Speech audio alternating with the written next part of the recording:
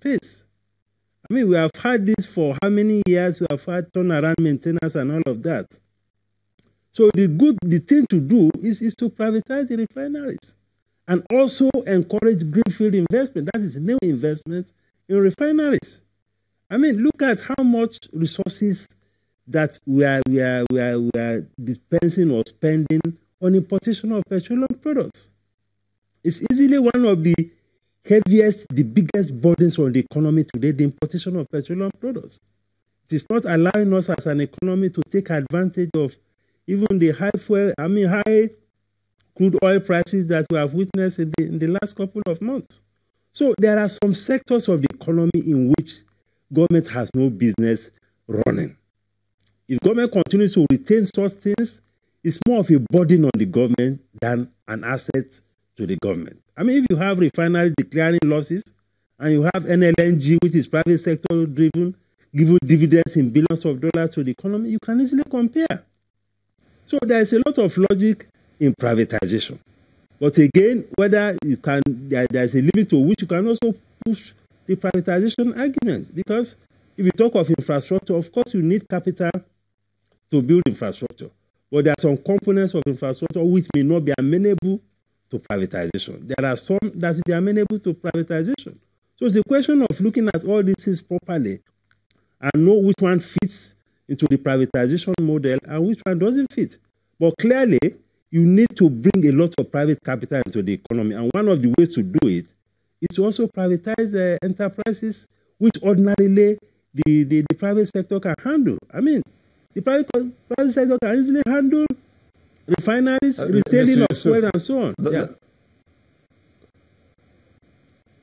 Let me come in here because, you know, when we talk about privatization, I mentioned in my question the issue of the Nigerian peculiarity in terms of the history of how we have managed privatization. Some people have looked at, for example, GSM and how, you know, we were able to effectively, you know, sign a document, hand out licenses for spectrum usage to various telecoms firms and what that has led to.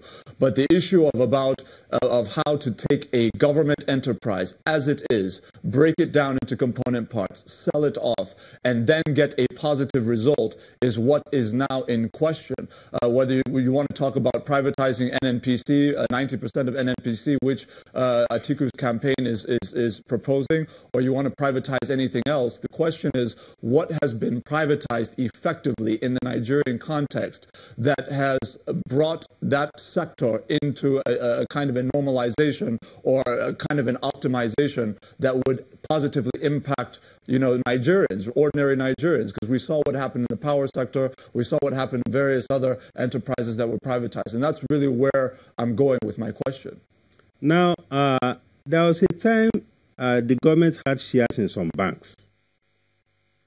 These shares were sold to the private sector, and that changed the story of those banks. We also had situation with, is it in Indorama?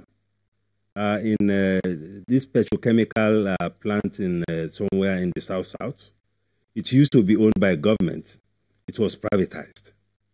And it is now doing much better than what it used to do. So we have some pockets of success stories in the area of privatization. But you see, there are two ways of bringing private capital into the space.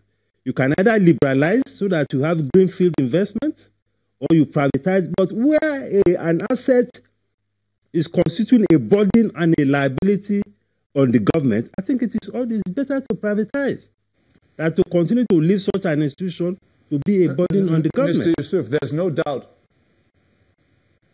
Yeah, Mr. Yusuf, I understand when you refer to the banks, it's important to recall that in the instances you mentioned, that these were not, positive outcomes. We know what happened to the banking sector when these measures were taken. We know the series of collapsed banks that led to the banking reforms of 2010 under the leadership of CBN Governor Lamido Sanusi.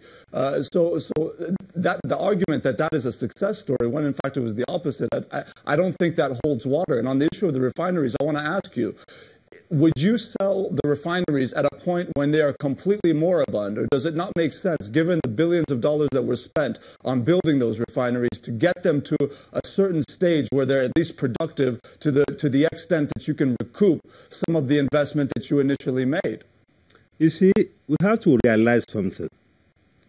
The public bureaucracy and the government, the public sector is not cut out to be managing enterprises.